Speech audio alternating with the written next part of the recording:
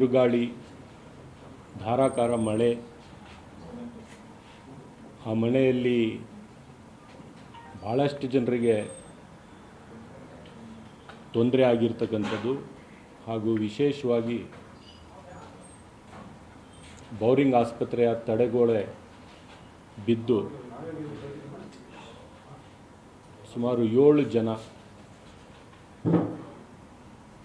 ಅದರಲ್ಲಿ 2 ಮಕ್ಕಳು ಕೂಡ ಸಮೇತ ತಮ್ಮ ಪ್ರಾಣವನ್ನು ಕಳ್ಕೊಂಡಿರ್ತಕ್ಕಂಥದ್ದು ನಮಗೆ ಆಘಾತವೊಂದು ತಂದಿರತಕ್ಕಂಥ ಒಂದು ಸನ್ನಿವೇಶ. ಬಹುಶಃ ಭಾಳ ವರ್ಷಗಳಿಂದ ಈ ಥರವಾದಂಥ ವರ್ಣಾರ್ಭಟ ಆಗಲಿ ಈ ಮಟ್ಟಕ್ಕೆ ಜನರ ಪ್ರಾಣವನ್ನು ಅಪಾಯದಲ್ಲಿ ಬಂದಿರತಕ್ಕಂಥದ್ದು ಮಳೆಯಿಂದ, ಗಾಳಿಯಿಂದ ನಾವು ಹಿಂದೆ ಇತ್ತೀಚೆಗೆ ನಾವು ನೋಡಿರಲಿಲ್ಲ. ಬೇರೆ ಬೇರೆ ದೇಶಗಳಲ್ಲಿ ಆಗೋದು ನಾವು ಮಾಧ್ಯಮದ ಮುಖಾಂತರ ನೋಡಿದ್ದೇವೆ. ಆದರೆ ನಮ್ಮ ನಗರದಲ್ಲಿ ಈ ಥರ ಆಗುತ್ತೆ ಅಂತ ನಾವು ನಿರೀಕ್ಷೆ ಮಾಡಿರಲಿಲ್ಲ. ನಿನ್ನೆ 7 ಜನವನ್ನು ಸತ್ತೋಗಿರ್ತಕ್ಕಂಥ ಆ ಸನ್ನಿವೇಶದಲ್ಲಿ ತಡರಾತ್ರಿಯೇ 7 ಜನ ಅವರ ಶವದ ಪೋಸ್ಟ್ಮಾರ್ಟಮ್ ಆಗಿ ಅವರು ಯಾರು ಬೇರೆ ರಾಜ್ಯದಲ್ಲಿದ್ದಾರೆ, ತಡರಾತ್ರಿನೇ ಸರ್ಕಾರದ ವತಿಯಿಂದ ಅವ್ರಿಗೆ ಅವರ ಪಾರ್ಥಿವ ಶರೀರಗಳನ್ನು ಕಳಿಸಲಾಯಿತು.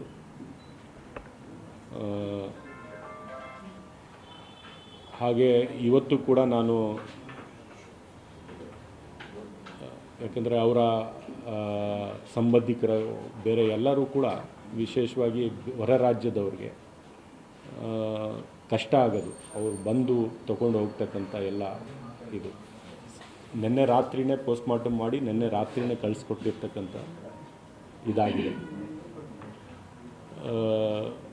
ಮತ್ತು ಅವ್ರಿಗೆ ಸರ್ಕಾರದ ವತಿಯಿಂದ ಪರಿಹಾರ ಕೂಡ ಘೋಷಣೆ ಆಗಿತ್ತು, ತಲಾ 5 ಲಕ್ಷ ರೂಪಾಯಿ ಅಂತ.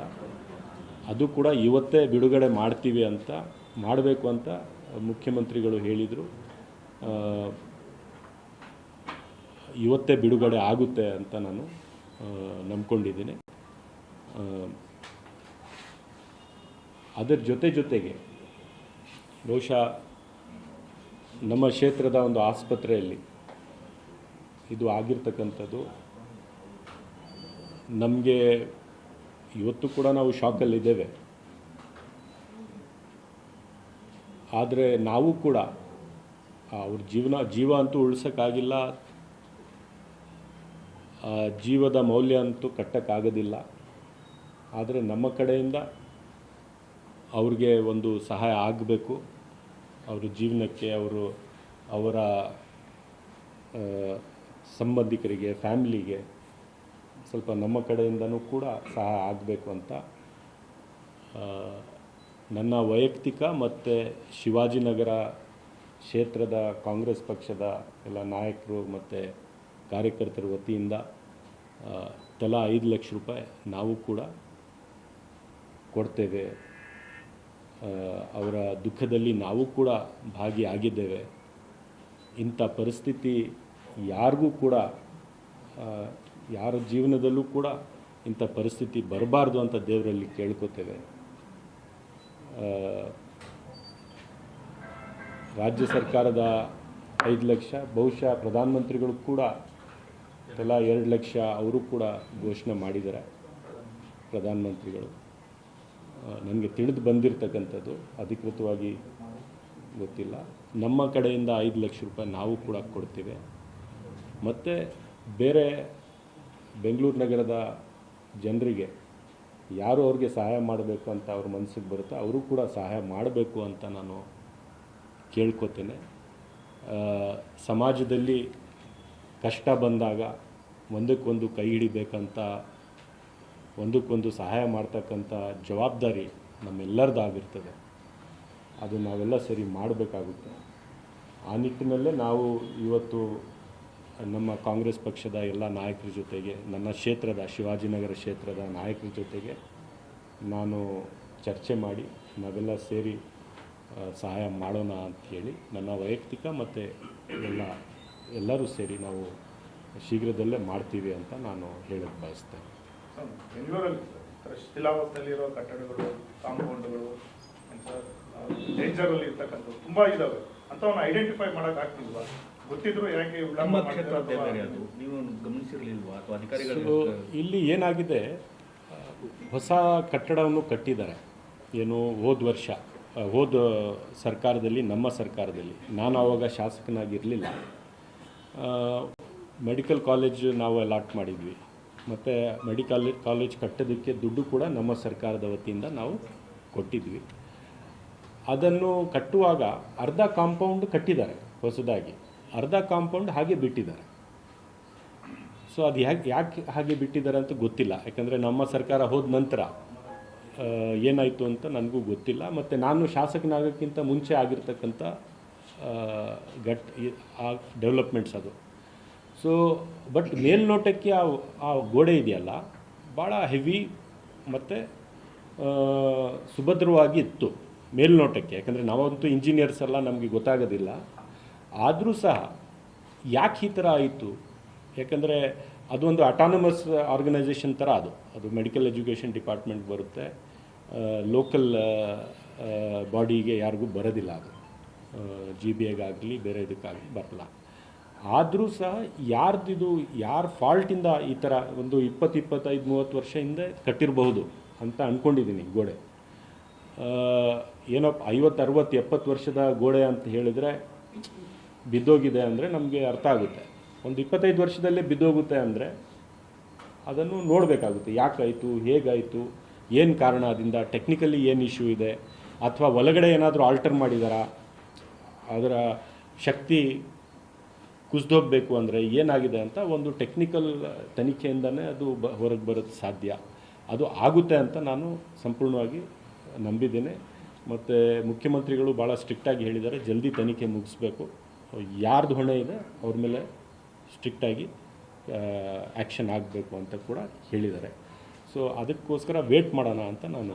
ವಾರಂಟಿ ಅಂತ ಇರುತ್ತಲ್ಲ ಸರ್, ಈ ಕಟ್ಟಡ ಕಟ್ಟಿದ ಮೇಲೆ ಅಥವಾ ಗೋಡೆ ಕಟ್ಟಿದ ಮೇಲೆ ಇಷ್ಟು ವರ್ಷ ಬರಬೇಕು ಅನ್ನೋದು, ಏನಾದರೂ ಫಾಲ್ಟ್ ಅನ್ನೋದಾದರೆ ಇವರು ಗುತ್ತಿಗೆದಾರರ ಮೇಲೆ ಕ್ರಮಣ ಹೇಗೆ? ಅದೇ ಆ ತನಿಖೆ ಆದ ನಂತರ ಆ ಟೆಂಡರಲ್ಲಿ ಆ ಕಾಲದಲ್ಲಿ ಏನು ಟೆಂಡರ್ ಮಾಡಿದ್ದಾರೆ ಗೊತ್ತಿಲ್ಲ, ಆ ಕಾಲದಲ್ಲಿ ಏನು ಕಂಡೀಷನ್ಸ್ ಹಾಕಿದ್ದಾರೆ ಗೊತ್ತಿಲ್ಲ. ಆದರೂ ಒಂದು 25-30 ವರ್ಷದಿಂದನೇ ಕಟ್ಟಿರ್ತಕ್ಕಂಥದ್ದು. ಅಷ್ಟು ಹೆವಿ ಕಟ್ ನಂತರ ಅಷ್ಟು ಜಲ್ದಿ ಬಿದ್ದೋಗುವ ಅವಕಾಶ ಇರಬಾರ್ದು. ಅದಕ್ಕೆ ಅಷ್ಟಾದರೂ ಇರುತ್ತೆ. ಸೊ ಅದೆಲ್ಲ ತನಿಖೆ ನಂತರನೇ ಗೊತ್ತಾಗಬೇಕು. ಅಥವಾ ಅವ್ರು ಕಟ್ಟಿದ ನಂತರ ಏನಾದರೂ ಆಲ್ಟರ್ ಮಾಡಿದಾರಾ ಅದನ್ನು ಕೂಡ ನೋಡಬೇಕಾಗುತ್ತೆ. ಸೊ ಇದು ಸಂಪೂರ್ಣ ತನಿಖೆ ಆದಮೇಲೆ ಹೊಣೆಗಾರಿಕೆಯನ್ನು ನಾವು ಜವಾಬ್ದಾರಿಯನ್ನು ಫಿಕ್ಸ್ ಮಾಡಬಹುದು. ಮತ್ತು ಫಿಕ್ಸ್ ಆಗಬೇಕು, ಕ್ರಮ ಕೂಡ ಆಗಬೇಕು. ಯಾರೂ ಕೂಡ ಅವರವರ ಹೊಣೆಗಾರಿಕೆಯಿಂದ ತಪ್ಪಿಸ್ಕೊಳ್ಳೋದಕ್ಕೆ ಸಾಧ್ಯ ಆಗಬಾರ್ದು ಅಂತ ನನ್ನ. ಶಿವಾಜಿನಗರದಲ್ಲಿ ರೆಬಲ್ ಮಾರ್ಕೆಟ್ ಸೇರಿದಂತೆ ತುಂಬಾ ಹಳೆ ಕಟ್ಟಡಗಳಿದ್ದಾವೆ, ಅಲ್ಲೂ ಕೂಡ ಈ ರೀತಿ ಗೋಡೆಗಳಿದ್ದಾವೆ ಅದನ್ನೇನಾದ್ರೆ ಸರ್ವೆ ಮಾಡಿಸ್ತೀರಾ? ಯಾಕಂದ್ರೆ ಅನಾಹುತ ಆಗಿರುವಂಥದ್ದು ಇದೇ ಕ್ಷೇತ್ರ ಆದ್ರೂ ಕೂಡ ಹಳೆ ಕಟ್ಟಡಗಳಿರೋದ್ರಿಂದ ಭಯ ಕೂಡ ಇದೆ. ನೋಡಿ, ನಿಮ್ಮ ಪ್ರಶ್ನೆ ಭಾಳ ತಾವು ಅದೇ ಪ್ರಶ್ನೆ ಕೇಳಿದ್ರಿ. ಇದು ರೆಲೆವೆಂಟ್ ಕ್ವಶನ್. ಇದು ಇವತ್ತಿನ ಪ್ರಸ್ತುತ. ಅದು ಇಡೀ ನಗರದಲ್ಲಿ ಎಲ್ಲೆಲ್ಲಿ ಇಂಥ ಕಟ್ಟಡಗಳಿದ್ದಾವೆ, ಕಾಂಪೌಂಡ್ಗಳಿದ್ದಾವೆ, ಮತ್ತು ಸರ್ಕಾರಿ ಕಾಂಪೌಂಡ್ ಆಗಲಿ, ಕೆಲವರು ಪ್ರೈವೇಟ್ ಕಾಂಪೌಂಡು ಕೂಡ ಇದ್ದಾವೆ. ಹಳೇದು ಡಿಸ್ಪ್ಯೂಟೆಡ್ ಲ್ಯಾಂಡ್ ಅಂತ ಹೇಳಿ ಕಟ್ಟಿದ್ದಾರೆ, ಬಿಟ್ಟಿದ್ದಾರೆ, ಯಾವಾಗ ಬಿದ್ದೋಗುತ್ತೆ ಅದು ಗೊತ್ತಿಲ್ಲ. ಆ ಮಟ್ಟಕ್ಕೆ ಕೆಲವು ಕಾಂಪೌಂಡ್ಸು ಇದ್ದಾವೆ. ಅದರ ಜೊತೆಗೆ ಹೋರ್ಡಿಂಗ್ಸ್ ಕಟ್ಟಿದ್ದಾರೆ. ಅದರ ಜೊತೆಗೆ ನೀವು ಇದು ಏನು ಹೇಳ್ತೀರಿ, walk overs, sky walks, foot over bridges ಈ ಥರ ಇದ್ದಾವೆ. ನೀವು ನೋಡಿರ್ಬೋದು, ಬಾಂಬೆಯಲ್ಲಿ ದೊಡ್ಡ ಹೋರ್ಡಿಂಗ್ ಬಿದ್ದೋಗಿ 40 ಜನದ ಮೇಲೆ ಸತ್ತೋದ್ರು. ಒಂದು ರೈಲ್ವೆ ಬ್ರಿಡ್ಜ್ ಬಿದ್ದೋಗಿ 100 ಜನ ಮೇಲೆ ಸತ್ತೋದ್ರು.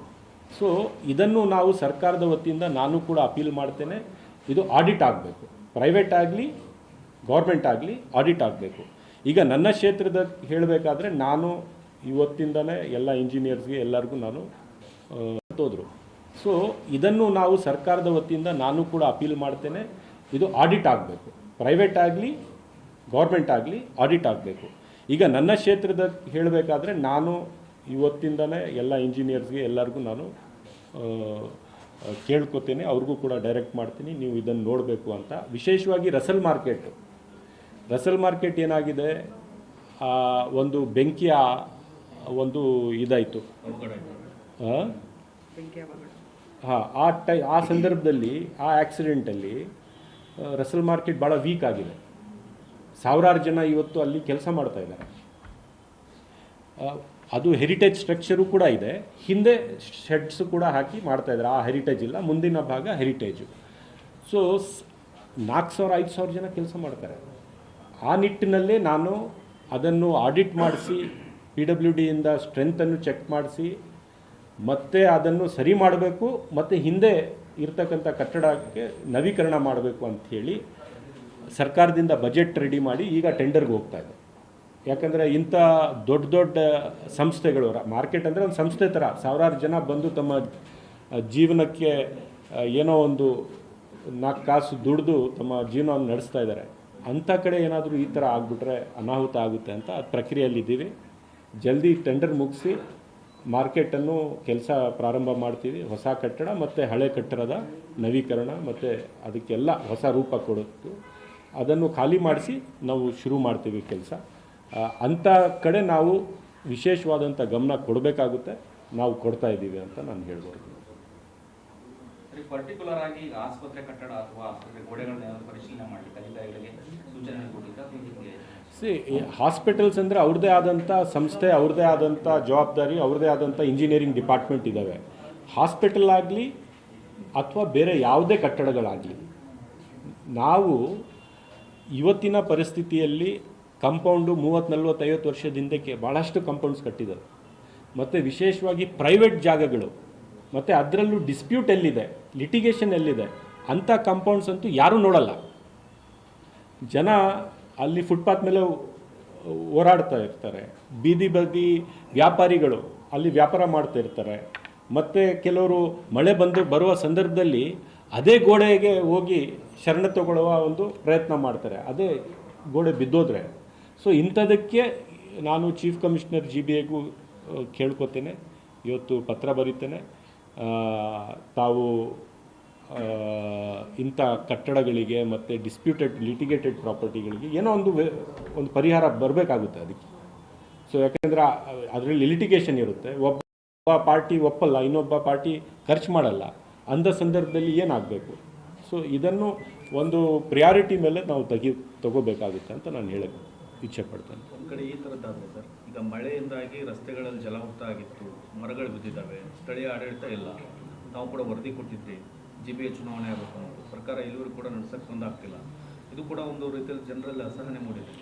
ನೋಡಿ, GBA ಎಲೆಕ್ಷನ್ ಅಂತೂ ತುರಂತವಾಗಿ ಆಗ್ತಾ ಇದೆ. ಸರ್ಕಾರದ ಎಲ್ಲ ಜವಾಬ್ದಾರಿಯನ್ನು ಮುಗಿಸಿ ಕೊಟ್ಬಿಟ್ಟಿದ್ದೇವೆ, ನಿಶ್ಚಿತವಾಗ್ಲೂ ಆಗುತ್ತೆ. ಆದರೆ ಇದು ಒಂದು ವಿಶೇಷವಾದಂಥ ಸಂದರ್ಭ.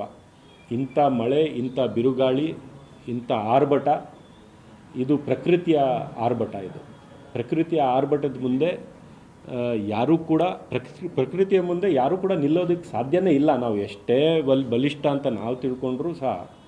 ಆದರೆ ನಮ್ಮ ಪ್ರಿಪ್ರೇಷನ್ ಇರಬೇಕು, ಪ್ರಿಪ್ರೇಷನ್ನು ಇನ್ನೂ ಹೆಚ್ಚಾಗಿ ಮಾಡ್ಕೋಬೇಕು. ಅದ್ರ ಸಲುವಾಗಿ ನಾವೆಲ್ಲ ಸೇರಿ ಗಮನ ಕೊಡಬೇಕು. ಈ ಥರದ ಹಿಂದೆ ಮಳೆ ಬಂದಿದೆ, ಹಿಂದೆ ಕಾಂಪೌಂಡ್ಗಳು ಕುಸಿದಿದೆ, ಕಟ್ಟಡಗಳು ಬಿದ್ದಿದ್ದಾವೆ, ಮರಗಳು ಬಿದ್ದಿದ್ದಾವೆ, ಸಾವು ನೋವುಗಳು ಆಗಿದೆ.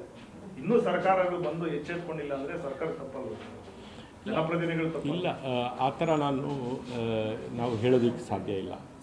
ಇಷ್ಟು ಮಳೆ ಬಂದಿರತಕ್ಕಂಥ ಪ್ರಮಾಣ ನೀವು ನೋಡಿ, ಗಾಳಿ ಬಂದಿರತಕ್ಕಂಥ ಪ್ರಮಾಣ ನೀವು ನೋಡಿ. ನಾವು ಇನ್ನೂ ಹೆಚ್ಚಾಗಿ ಸಿದ್ಧತೆ ಮಾಡ್ಕೋಬೇಕು, ನಾನು ಒಪ್ಕೋತೀನಿ. ಆದರೆ ಪ್ರಕೃತಿಯ ಒಂದು ವಿಕೋಪದ ಮುಂದೆ ಯಾರೂ ಕೂಡ ನಿಲ್ಲೋದಕ್ಕೆ ಆಗಲ್ಲ ಅಂತ ನಾನು ಹೇಳೋದು